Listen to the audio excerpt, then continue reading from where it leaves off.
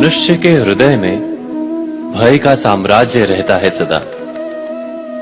कभी संपत्ति के नाश का भय, कभी अपमान का भय, कभी अपनों से छूट जाने का भय। इसीलिए भय का होना सबको स्वाभाविक ही लगता है। क्या कभी विचार किया है, जो स्थिति अथवा वस्तु भय को जन्म देती है, क्या वहीं से वास्तव में दुख आता है? नहीं, ऐसा तो कोई नियम नहीं। और सबका अनुभव तो यह बताता है कि भय धारण करने से भविष्य के दुख का निवारण नहीं होता। भय केवल आने वाले दुख की कल्पना मात्र ही है। वास्तविकता से इसका कोई संबंध नहीं है। तो क्या ये जानते हुए भी कि भय कुछ और नहीं, केवल कल्पना मात्र ही है, इससे मुक्त होकर निर्भय बन पाना क्या बहुत कठिन है? अवश्य विचार कीजिएगा।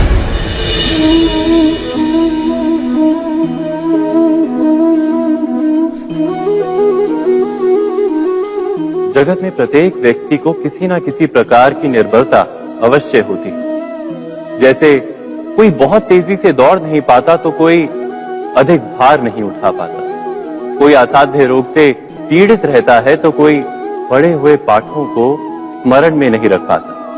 ऐसे अनेकों उदाहरण और भी हैं। क्या आप किसी ऐसे व्यक्ति को जानते हैं जिसे सब कुछ प्राप्त हो और हम जीवन की उस एक निर्बलता को जीवन का केंद्र मानकर जीते हैं? इस कारणवश हृदय में दुख और असंतोष रहता है सदा। निर्बलता मनुष्य को जन्म से अथवा संजोग से प्राप्त होती है, किंतु उस निर्बलता को मनुष्य का मन अपनी मर्यादा बना लेता है। किंतु कुछ व्यक्ति ऐसे भी होते हैं जो अपने पुरुषार्थ और श्रम से उस निर्बलता को पराजित कर देते हैं। क्या भेद है उनमें और अन्य लोगों में? क्या आपने कभी विचार किया है? सरल सा उत्तर है इसका। जो व्यक्ति निर्बलता से पराजित नहीं होता, जो पुरुषार्थ करने का साहस रखता है हृदय में, वो निर्बलता को पार कर जाता है। अर्थात निर्बलता अवश्य ईश्वर देता है, किंतु मर्यादा मनुष्य का मन ही निर्मित करता है। स्वयं विचार कीजिए।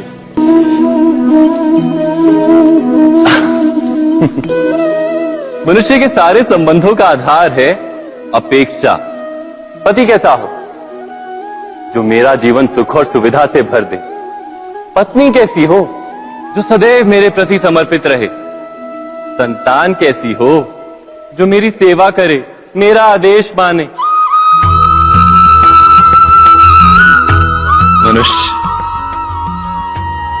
मनुष्य उसी को प्रेम भी कर पाता है जो उसकी अपेक्षा पूर्ण करता है। और अपेक्षा की तो नियति है भंग होना। कैसे? क्योंकि अपेक्षा मनुष्य के मस्तिष्क में जन्म लेती है। कोई अन्य व्यक्ति उसकी अपेक्षाओं के बारे में जान ही नहीं पाता। पूर्ण करने की प्रामाणिक इच्छा हो तब भी कोई मनुष्य किसी की अपेक्षाओं को पूर्ण नहीं कर पाता। और वहां से जन्म लेता है संघर्ष। सारे संबंध संघर्ष में परिवर्तित हो जाते। पर मनुष्य अपेक्षा को संबंध का आधार ना बनाए और स्वीकार करे केवल संबंध का आधार, तो क्या ये जीवन स्वयमेव सुख और शांति से नहीं भर जाएगा? स्वयं विचार कीजिएगा।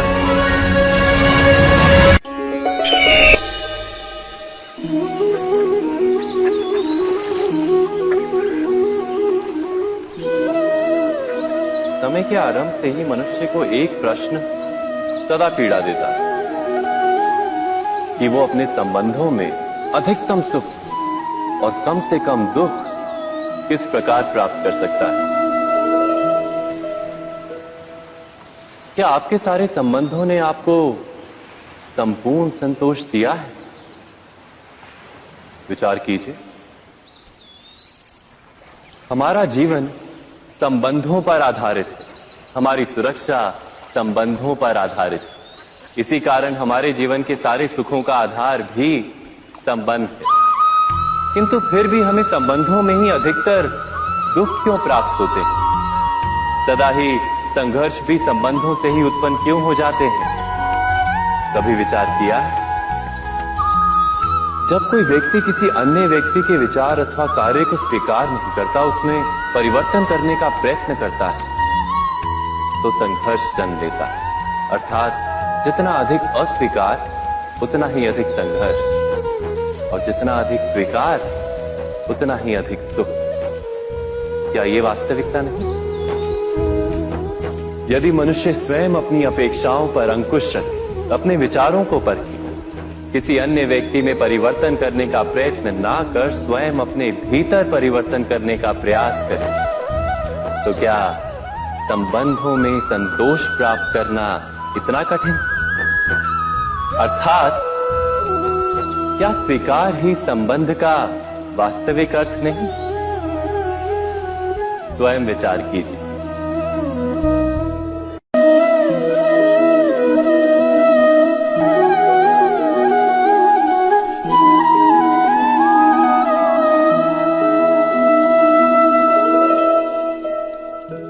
जब किसी व्यक्ति को किसी घटना में अन्याय का अनुभव होता है, तो वो घटना उसके अंतर को झकझोर देती। समस्त जगत उसे अपना शत्रु प्रतीत होता है। अन्याय लगने वाली घटना जितनी बड़ी होती है, मनुष्य का हृदय भी उतना ही अधिक विरोध करता है।